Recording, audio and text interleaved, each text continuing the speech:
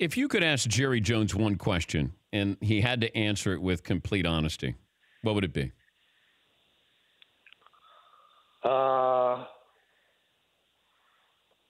Do you really, truly believe your decision to be general manager the last 25 years, in hindsight, was the right thing to do? And he'll say yes, but if he answers, his normal answer would be yes.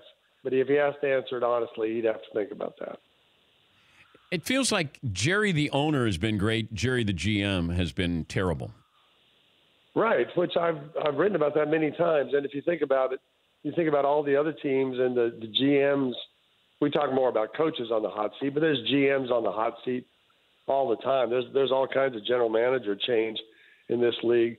Jerry and Stephen Jones are never on the hot seat. Whatever they're doing, hey, if it doesn't work, we'll try something else. It's been 23 years since an NFC Championship game, but that's okay. We're not getting fired. Well, that's Jerry the owner would have fired. Circumstance. Jerry the owner would have fired Jerry the GM. He's gotten rid of 6 coaches. I would think he would have to have turned to the GM at some point if he had one. Would he be willing to turn this team over to a coach who had total autonomy? Because obviously there's a reason why Jason Garrett is still the head coach, because Jerry feels like he's still the head coach. He didn't give Parcells total autonomy, but he gave him more than anybody had since Jimmy Johnson. And he didn't really like that. And it sort of worked and it sort of didn't. It didn't work in the sense they didn't win any playoff games. The team got a lot better in those 4 years before Parcells left.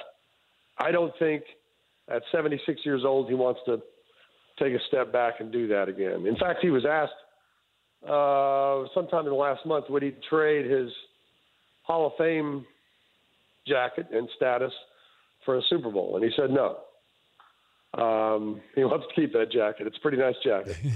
So, he wants to win, and I truly believe he wants to win, but he understands what it's like when he's not in the middle of everything and he doesn't like it. Yeah, but can somebody tell him that you're part of the problem with the Cowboys? That's been addressed a number of times, and he does not see it that way. He sees it as he and Steven are willing to take risks that other GMs who might be fired for these risks wouldn't dare do. So he thinks it's all about their ability to take risks, which they do every year in the second round, and they do other places. And he's got that in his head that works. And for now, there's no getting it out of there. For more Dan Patrick Show, tune to Audience Channel 239 on DirecTV or download the Dan Patrick Show app.